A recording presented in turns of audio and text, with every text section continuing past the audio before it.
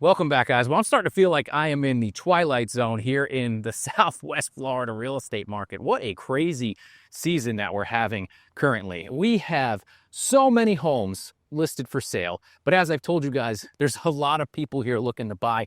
I ran into the fourth multiple offer situation yesterday that I've been in over 2 weeks. That's crazy to me. Now, I have to say that these houses are priced super aggressively. So these are resales.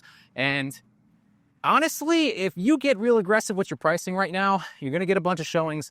You're going to get offers. People are here looking to buy. They do not want to pay 2022 prices or anywhere near it in Southwest Florida, depending on the region you're in. But they are out in force. I'm still seeing strong sales going through the middle of February here. And again, this is our time to see that, though. This is our strongest time of sales for the year.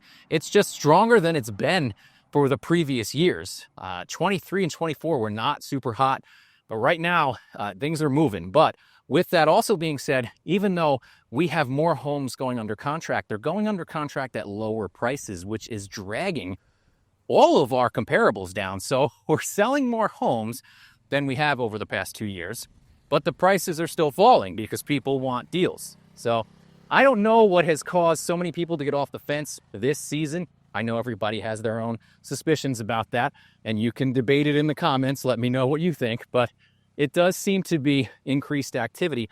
So I'm caught in what I'm calling the twilight zone real estate market right now, because in the last 7 days on the MLS, out of 6,237 listings, 765 of those had price decreases. So almost 12% had price decreases just in the last 7 days, guys. That's not, and that happens, that's kind of a trailing 7-day thing. I don't usually see price decreases that high, but that's what I'm seeing currently. I think the record last year I saw was like 690 in a 7-day period. So that keeps continuing. You guys can probably see it on Zillow. If you don't know where I am, I'm back in Welland Park today.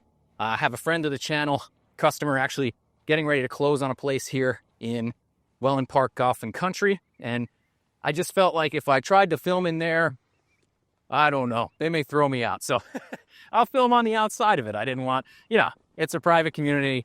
I get it. You don't want me walking around with a camera. So, but I will take you through actually the model of the home I'm selling in there to show you guys that if we have a few moments here. So not only do we have more buyers here, we've got more reasonable sellers. Obviously, we still have some that are not reasonable, or we wouldn't have over 4,000 listings in some areas right now.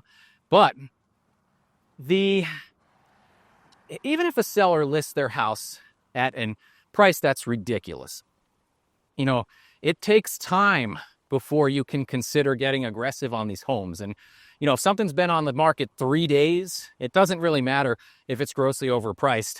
The seller most likely is not going to be willing to entertain any what they consider lowball offers, what you guys may consider reasonable offers. Now, if you get into the 60-day, 90-day range, things get a lot more malleable on pricing. When stuff's been sitting on the market for a while, obviously it's easier to negotiate on it. But things that have been just coming on the market are tough to really come very, very far off the asking price. It's just, that's the climate right now. Will it stay this way? I don't know. I'm interested to see how things shake out once prime selling season's over. The question I get is how much further our price is going to go, Ben? And my answer is I have no clue. Is this the floor? Or after we see our major push from all these buyers right now, are listings going to continue to stagnate and prices continue to fall? As I told you, prices are falling even though we're picking up with sales. So, they're closing lower and lower. But I don't know, man. Even if we just got so many listings down here in Southwest Florida that even if we had like a 2021 scenario, in my opinion, that everybody came out of the woodwork and everybody wanted a FOMO and bid over ask and buy up everything, I think it would still take like a year. I really do. I think it would still take the better part of a year to clear out this inventory. So regardless of velocity of sales, I'm still seeing the same kind of trends, and I expect them to continue because there's just too much listed. What's up, brother? Oh, you're jamming. All right, guys, and I'll spin you through that model that I mentioned I was selling here.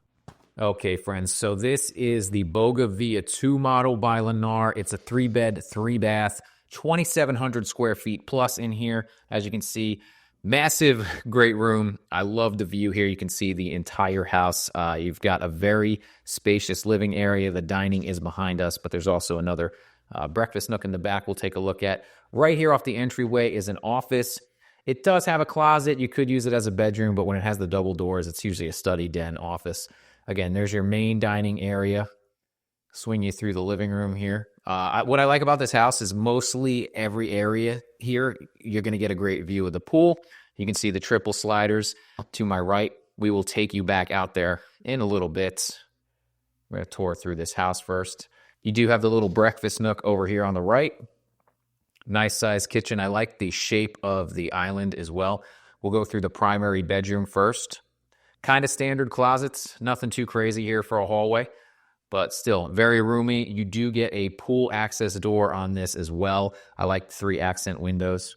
Keeps it light in here. It's kind of a cloudy day, as you guys can see, but it's still pretty bright for the most part. The main bath here, the primary bath, massive. I love the seating areas when they do them. Got one on the left here. I like the 2 see-through windows to the shower. You get a tub if you're interested. I don't know. People are mixed on tubs these days. Some people are like, I hate them. I love them. Got to have them. Don't want one. It's kind of all over the place. But nice size vanity, nice size bathroom. Your privacy toilet is in that door, of course, but we don't need to see that. Spin you back out into the living area. We're going to take you through the kitchen really quickly. One more spin just to see the size of this thing. This thing is very open and spacious. You also get another pool access door here, as you saw on the left there, from your kind of breakfast nook. I guess you could use this as a dining area as well, but another great view of the pool. Back through the kitchen.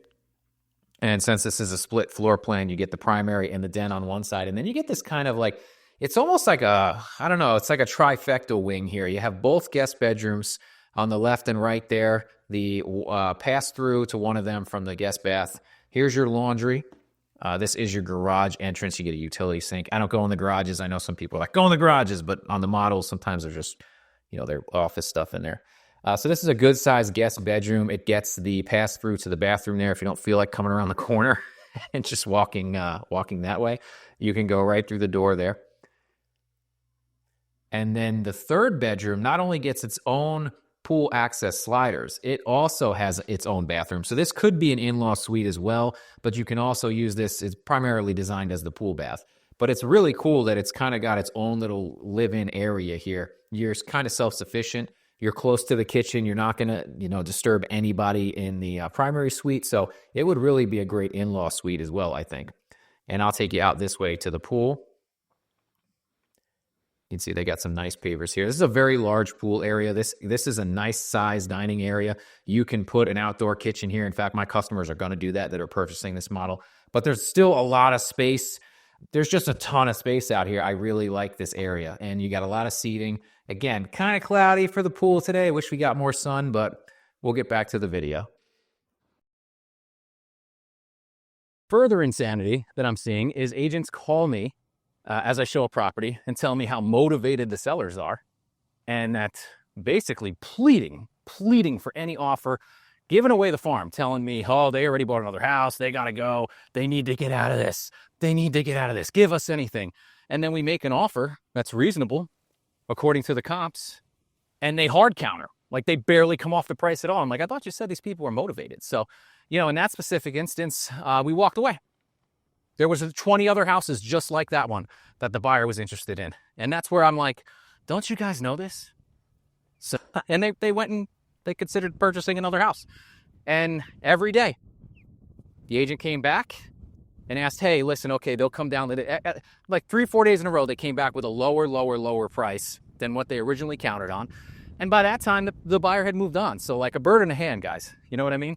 If they had just taken that initial offer or what the buyers wanted, or even countered reasonably, they probably would have been under contract. But like I said, this buyer had like 20 other houses to look at, and they found another one that was actually pretty much less money. So it was larger, it had more land, and it was less money. It's unfortunate. So like I don't know. Some people, it's just like some people are realistic right now, and some people are still trying to play games, but then getting really surprised when it turns around to bite them. So just really weird stuff like that happening. Like, I don't get it. I don't get the motivations. I don't get, what people are thinking sometimes, but hey, that's me. Can only tell you what's going on here. The other craziness, guys, is the flips. Like I mentioned last, I don't know where these flips are coming from. I mentioned them last video, but they're half done. Like, you can't half flip a house. Like, they redid cheap flooring in 50% of the house and left the old garbage in the rest. Or they change one countertop in the kitchen and leave all the old ones or the original cabinets. Like, they get halfway through and they ran out of money and they still want top dollar. And I just don't know what market they think this is. It's crazy. It's crazy. And as I'm walking through Welland Park there, new construction is still just savagely beating resale.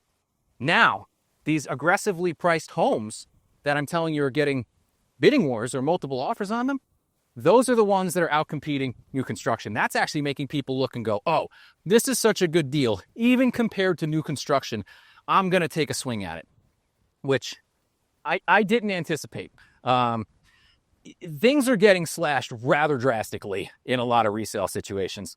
And the prices I'm seeing on some homes, I mean, they're certainly not back to 2019, but they're nowhere near where they were in 21 and 22 for resale. So it's tough.